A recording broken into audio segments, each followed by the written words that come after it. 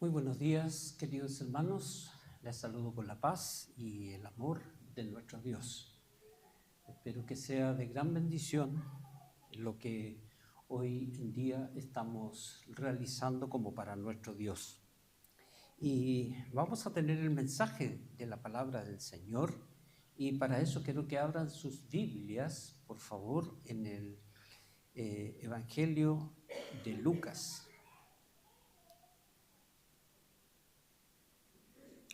Voy a dar lectura Lucas 23, los versículos 1 al 5. Dice así la palabra del Señor. Lucas 23, 1 al 5. Levantándose entonces toda la muchedumbre de ellos, llevaron a Jesús a Pilato y comenzaron a acusarle diciendo: a este hemos hallado que pervierte a la nación y que prohíbe dar tributo a César, diciendo que él mismo es el Cristo, un rey. Entonces Pilato le preguntó diciendo: ¿eres tú el rey de los judíos? Y respondiéndole él dijo: tú lo dices. Y Pilato dijo a los principales sacerdotes y a la gente: ningún delito hallo en este hombre. Pero ellos porfiaban diciendo: alborota al pueblo, enseñando por toda Judea, comenzando de Galilea hasta aquí. Que el Señor bendiga su santa palabra.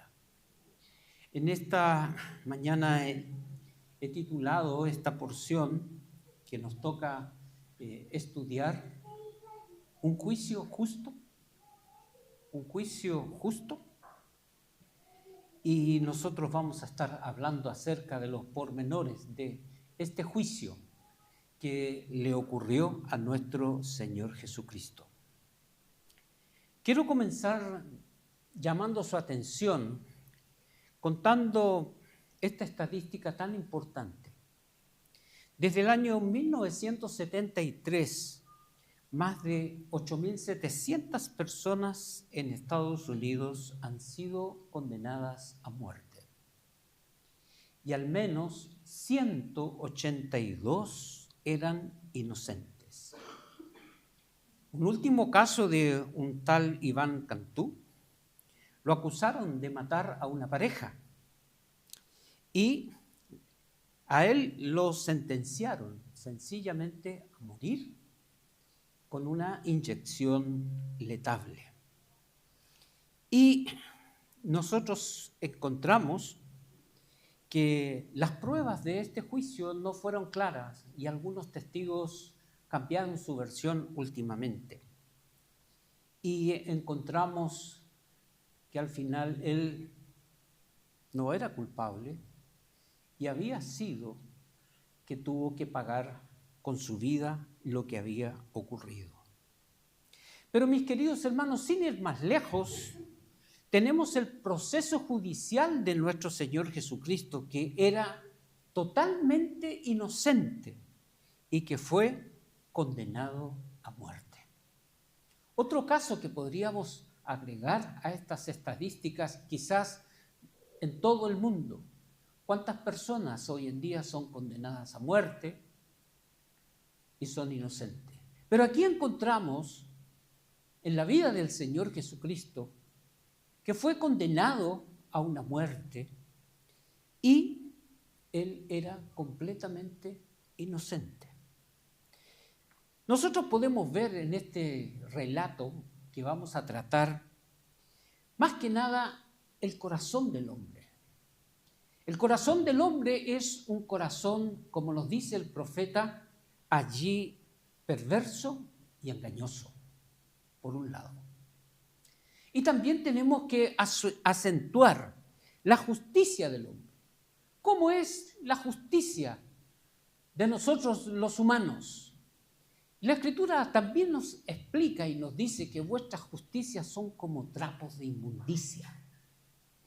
Es decir, siempre esta justicia obra mal. Y no olvidemos que el Evangelio de Lucas acá nos quiere mostrar la vida del Señor Jesús y nos quiere mostrar los sucesos que acontecieron en su vida. No olvidemos que el Evangelio de Lucas, allí él lo está dedicando a un hombre, a Teófilo, para que él entienda y comprenda y aprenda todos los sucesos de la vida de nuestro Señor Jesucristo. Entonces, Lucas está acentuando eso. Por eso es que muestra de una manera allí clara y concisa todo el proceso de juicio que tuvo que enfrentar el Señor Jesucristo. Y por otro lado, al relatarnos esta situación, Lucas está queriendo mostrar realmente cómo somos nosotros los hombres, cómo somos nosotros los humanos. Y nosotros vamos a ver en este relato las actitudes que tiene el hombre, cómo se comporta el hombre, comparándolo con la vida inocente del Señor Jesucristo. Así que, mis queridos hermanos, comenzamos a tratar esto y empezamos a hablar acerca de Jesús cuando él está frente a Pilato. Y nosotros podemos hacer una pregunta, y siempre teniendo presente cómo es el carácter, cómo es el hombre, cómo somos nosotros. ¿Quién era Pilato?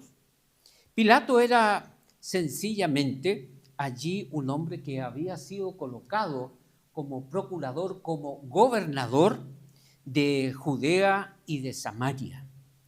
El gobierno romano no le daba autoridad a los judíos para ejecutar criminales, sino que eso le correspondía completamente a un oficial, por así decirlo, nombrado para ello, que era el gobernador, en este caso Pilato.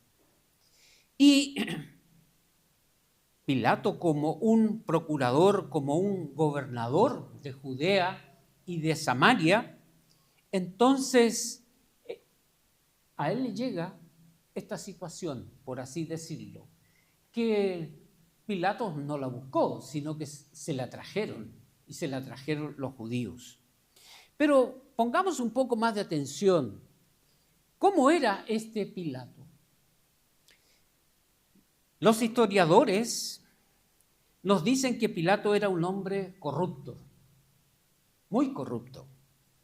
Podríamos decir, a modo de tipo modismo, es que él no hacía nada si no encontraba un beneficio detrás o no podía sacar un beneficio. Es decir, uno que no daba una puntada sin hilo, por así decirlo. Él era corrupto. Él odiaba a los judíos, porque siempre los judíos le estaban causando problemas de una u otra índole. Nosotros encontramos que él era muy cruel. Él siempre estaba tratando de sacar provecho personal de las gestiones que hacía. Era muy despiadado, era insensible, era un inmoral. Cometía asesinatos de personas sin juicio. Él estaba para juzgar las cosas, pero si algunas cosas a él no le convenían, ya liquídelo y ya me quiero desentender de este problema. Era muy inhumano. Era lleno de egoísmo, lleno de codicia, lleno de orgullo. Y nosotros podemos darnos cuenta que esta situación de cómo es el hombre no es muy lejana a la situación nuestra hoy en día. ¿Cómo es el hombre hoy en día? Y nosotros vamos a encontrar que tiene estos mismos parámetros de los cuales nosotros estamos viendo. Corruptos, inmorales, insensibles, crueles. Pero hablemos ahora de sus acusadores. Los acusadores, ¿quiénes eran? Eran los fariseos, los escribas, eran los ancianos, los integrantes del Sanedrín, del concilio religioso, por así decirlo, de aquella época. ¿Y cómo eran estos hombres? Y nosotros encontramos que a aquellos se les menciona como hombres hipócritas. Y el Señor Jesús se revela a ellos confrontándoles y les llama generación de víboras, sepulcros blanqueados, guías ciegos. También apuntan que eran codiciosos y eran envidiosos. Marcos nos arroja luz sobre esto porque nos dice que Pilatos conocía que por la envidia le habían entregado los principales sacerdotes. Allí encontramos que los fariseos y los saduceos y los ancianos eran envidiosos por Jesús y lo entregan porque querían deshacerse de él, porque era un estorbo en el camino, en la gestión religiosa que ellos hacían, que no valía nada. Por eso es que Mateo nos arroja luz en un versículo, Mateo 23, 27, refiriéndose a los escribas y fariseos, y les dice: «Ay de vosotros, escribas y fariseos, hipócritas, porque sois semejantes a sepulcros blanqueados, que por fuera la verdad se muestran hermosos, mas por dentro están llenos de huesos de muerte y de toda inmundicia».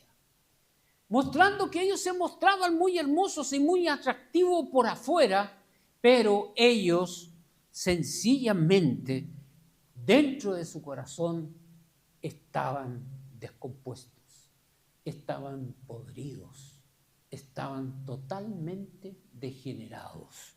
Y eso Jesús lo miraba y se daba cuenta por las actitudes que tenían.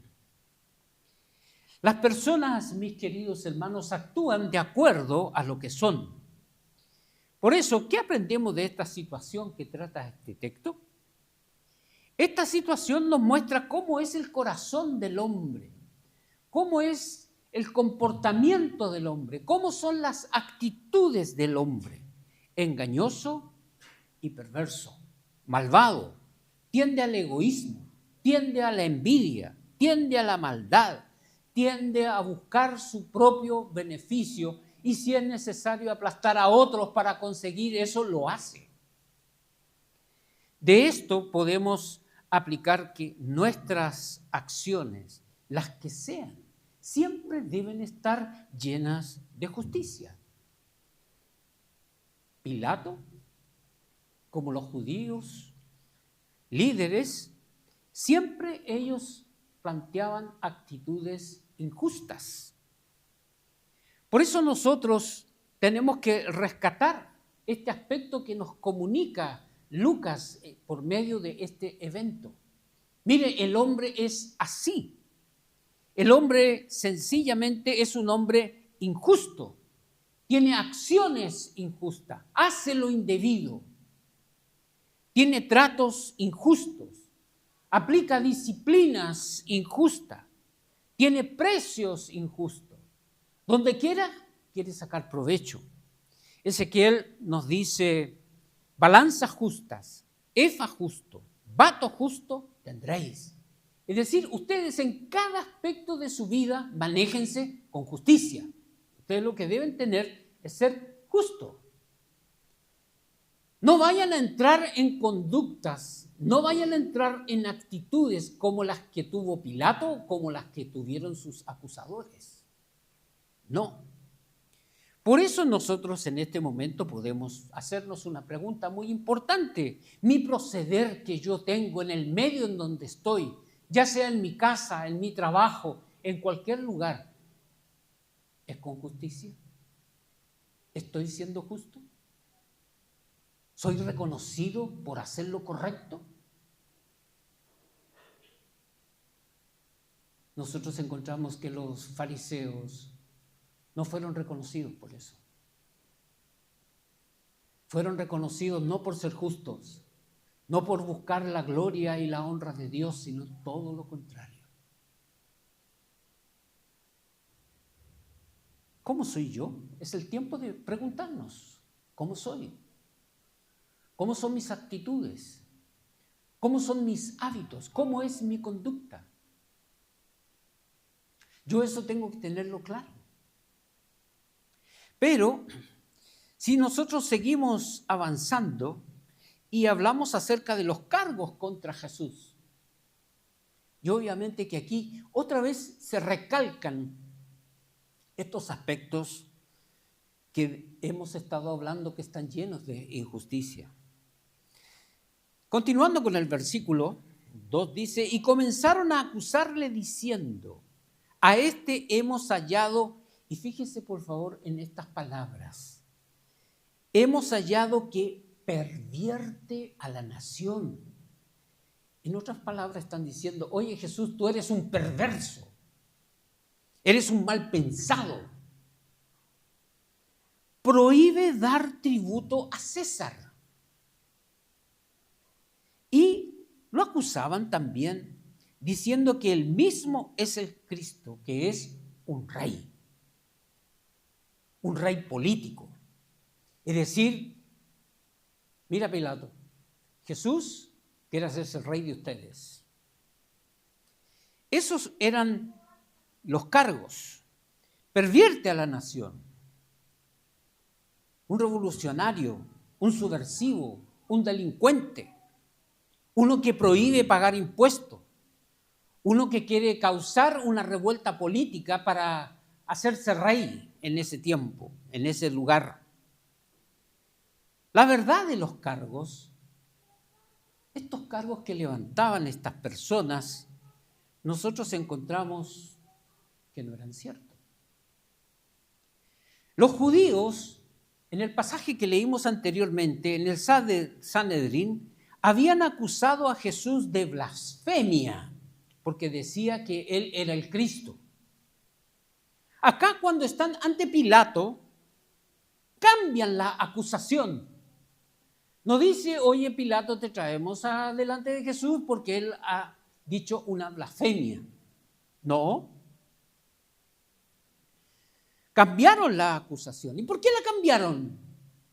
Por conveniencia. Pensaron que si ellos levantaban cargos políticos, la condena para Jesús iba a ser rapidito.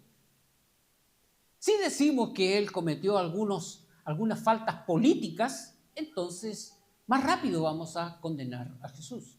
Porque el interés de los fariseos era sacarse a Jesús de encima.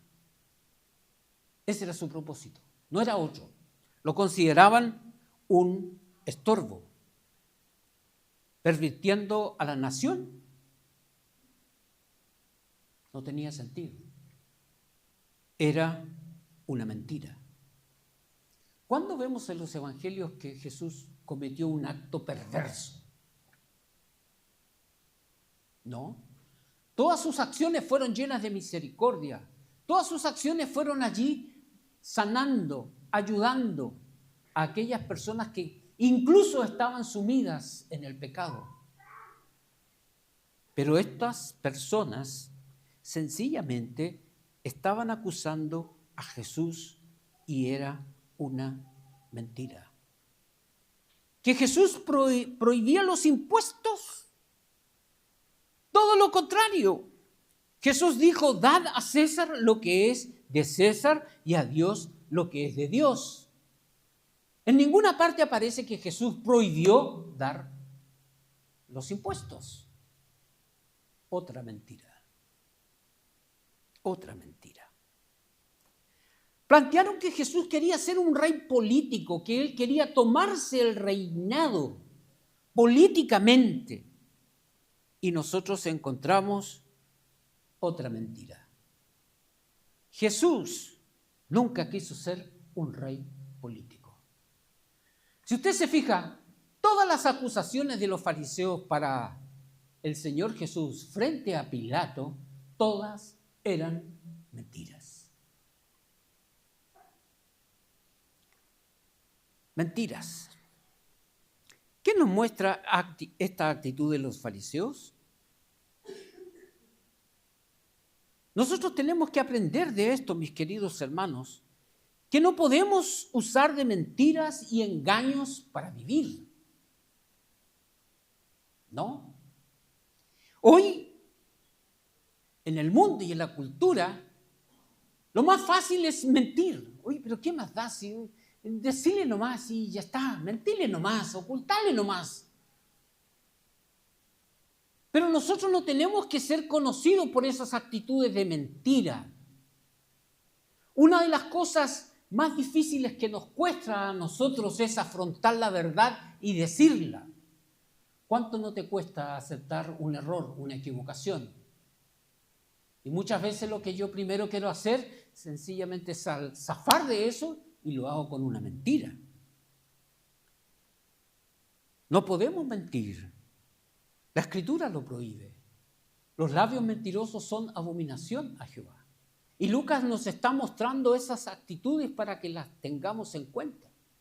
Jesús se enfrentó a acusaciones que no eran verdad. ¿Cómo te sientes tú cuando alguien te acusa de algo que tú no has cometido? ¿Te quedas tranquilo? ¿Te quedas tranquila? ¿Te duele? ¿Te molesta? ¿Te da rabia? Y nosotros podemos pensar en cómo se sentía nuestro Señor Jesucristo enfrentando estas situaciones de mentira. No tenemos que mentir ni para conseguir algún beneficio, algún pedido, en ninguna área de nuestra vida.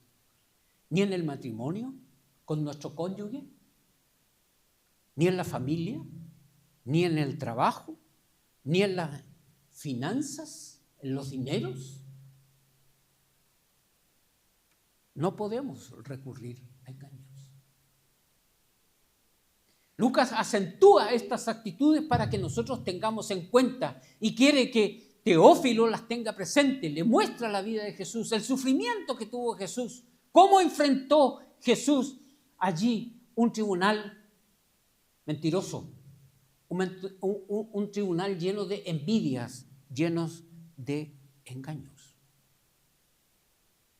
Por eso nosotros, mis queridos hermanos, en el lugar en donde estemos siempre tenemos que mostrar la diferencia de un buen testimonio, diciendo la verdad, actuando con transparencia, siendo sincero, siendo honesto. Es difícil, pero para nosotros los hijos de Dios eso no es imposible. Nosotros lo podemos lograr. Pero continúa esta situación. La pregunta de Pilato dice, ¿tú eres el rey de los judíos? Y esta pregunta da más sentido a una ironía en cuanto a la respuesta. Oye, Jesús, ¿tú eres rey de los judíos? Mira cómo eres, mira cómo estás. Me parece que no. Tú no eres, no tienes la apariencia de ser uno que quiere postularse para algún reinado. Jesús le responde, tú lo dices. En Juan se nos recalca que Jesús está afirmando allí que Él es un rey en el sentido espiritual. Y esto lo comprendió Pilatos. Y quiero que abran sus Biblias para que veamos este texto allá en Juan capítulo 18, versículos 33 al 38. Dice, voy a dar lectura a este texto para que nos fijemos cómo allí en el Evangelio de Juan nos arroja luz acerca de esta pregunta y realmente Jesús era un rey de qué cosa, por así decirlo. Juan capítulo 18, los versículos 33 al 38, dice, entonces Pilato volvió a entrar en el pretorio y llamó a Jesús y le dijo, ¿eres tú el rey de los judíos? Jesús le respondió, ¿dices tú esto por ti mismo o te lo han dicho otros de mí? Pilato le respondió, ¿soy yo acaso judío? Tu nación y los principales sacerdotes te han entregado a mí. ¿Qué has hecho? Me llama la atención esta pregunta de Pilato. ¿Qué has hecho? ¿Por qué te acusan? ¿Qué has hecho? Jesús le responde a lo primero: mi reino no es de este mundo. Si mi reino fuera de este mundo, mis servidores pelearían para que yo no fuera entregado a los judíos. Pero mi reino no es de aquí. Le dijo entonces Pilato: luego, ¿eres tu rey? Respondió Jesús: tú dices que yo soy rey. Yo para esto he venido y para esto he nacido y para esto he venido al mundo, para dar testimonio a la verdad. Todo aquel que es de la verdad oye mi voz. Le dijo Pilato: ¿qué es la verdad? Y cuando hubo dicho esto, salió otra vez a los judíos y les dijo: yo no hallo en él ningún delito. Este hombre no ha cometido ningún delito. Lo que ustedes me están trayendo acá, lo que ustedes me están diciendo, él no lo ha hecho. Es lo que él está respondiendo. Podríamos decir que hasta Pilato se dio cuenta que Jesús era el rey espiritual de Jesús. Pilato se da cuenta de las palabras de Jesús. Y él responde de una manera enfática: ni un delito encuentro en este hombre. Es decir, oye, esta cuestión acá se termina porque no hay delito, así que váyanse a su casa y Jesús te puede decir tranquilo. Pero los judíos siguen insistiendo con esa mala intención de matar a Jesús. Pero esto debía continuar porque el Señor Jesús sabía que Él venía a morir aquí por nuestros pecados. Venía a pagar allí con su muerte, venía a pagar con sus azotes, con su crucifixión, venía a pagar por nuestros pecados. Y Lucas está mostrando esto. Lucas está dando énfasis a este aspecto. Sencillamente el Jesús tenía que morir porque Él venía a cumplir un plan de redención, de perdón de todos nuestros pecados. Así que esto tenía que seguir adelante. Era el plan de redención que ya se había gestado entre el Padre, el Hijo y el Espíritu Santo en la eternidad. Él debía cumplir la voluntad del Padre hasta las últimas consecuencias. Y Jesús lo hizo. Pero los judíos siguen con esta terquedad. Seguían insistiendo. Alborota el pueblo, enseñando por todo el país de los judíos, desde Galilea y siguiendo hasta este lugar. Presionan a Pilato. Pilato, algo tú tienes que hacer. Él está alborotando la nación. Este hombre va a levantar una revuelta. Quieren que Pilato dicte una sentencia. Bueno, los fariseos sabían cómo era Pilato. Pilato, por así decirlo, de una manera muy clara, muchas veces él decía: ya, liquídenlo. Y se mataba a la persona y ahí se acababa el asunto. Así que los judíos sabían lo que podía hacer Pilato. Antes, sin juicio, condenaba a las personas, Pilato, y las mandaba a ejecutar. Sin juicio. Y los judíos estaban esperando que Pilato hiciera esto.